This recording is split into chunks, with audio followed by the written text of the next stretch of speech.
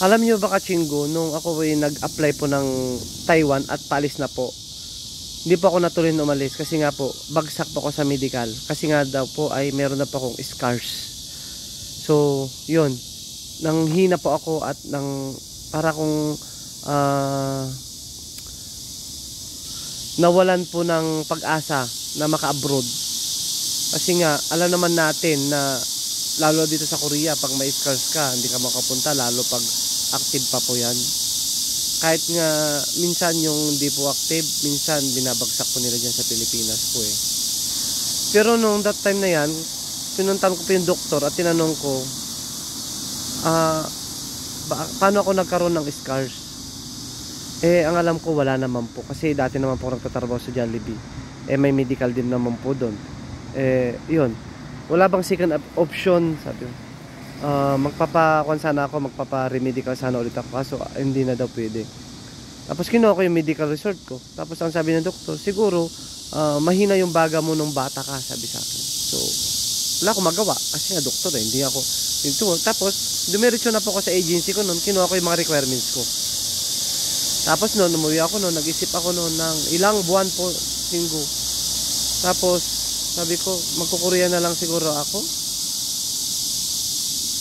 Sabi ko sa sarili ko, yun. Kahit alam kong sinabihan ako na may scars ako, nagkurya pa rin ako, Chingo. Nag-take pa ako ng exam. Yun, nag-aral muna pala ako, nag-aral. Nag-take pa ako ng exam.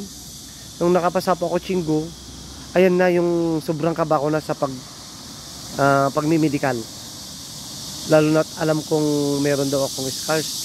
Pero ang ginawa ko, Chingo, para hindi masayang yung gastos ko, nagpa-medical po ako. Hindi pa ako uminom ng mga bear brand na ganyan. Para kung ano man resulta, tatanggapin ko kako na lang sa sarili ko. So yun, nung first medical ko pa dyan sa Pilipinas, nagulat pa ako, clear naman po. Clear po yung x-ray ko. So, laking pasalamat ko pa sa Lord kasi nga, sa Taiwan, nagkaroon pa ako ng scars. Nung papunta po ng Korea, kasi dito naman talaga pangarap ko nun eh. Yun, wala po. Tapos na fit to work pa ako nun. Tapos, nung second na medical ko po nun, kasi nga, palis na po ako nun, mag-medical po ulit.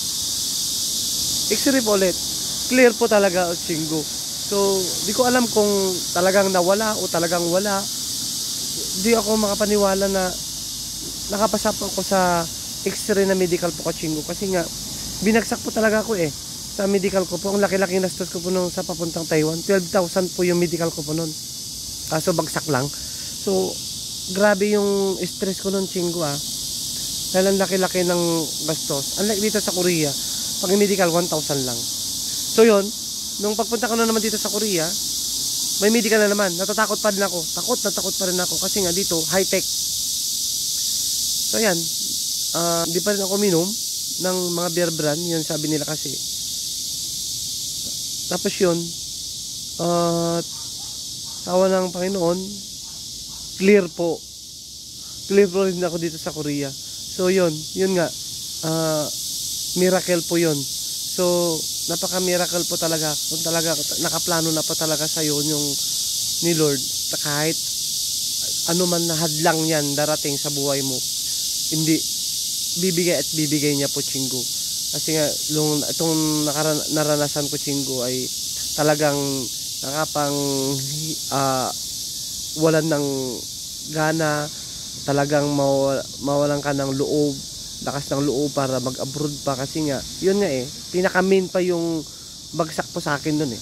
So yun po, Kachingo, tuloy nyo lang po yung laban, Kachingo ha. So yun lang po, Chingo, yung experience ko po during pag-apply ko dito sa South Korea. Hindi po talaga madali para sa akin din po, Kachingo. Kasi nga, marami pong pinagdaanan. So kahit marami ka mapagdaanan, Chingo, isipin mo yung goal mo, mararating mo din yan, Kachingo. Thank you so much and God bless.